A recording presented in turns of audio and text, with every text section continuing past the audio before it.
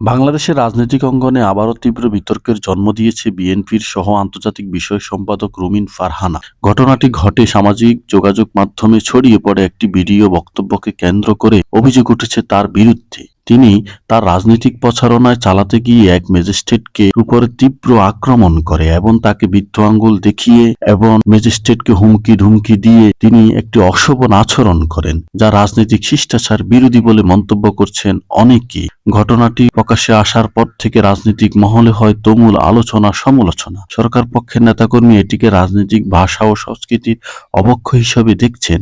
তার মতন একজন তরুণ রাজনীতিবিদ এমন একটি কর্মকাণ্ড করে বসবেন যা রাজনৈতিকভাবে কোনোভাবে শিষ্টাচার না। এই আচরণ কোনোভাবেই গ্রহণযোগ্য না।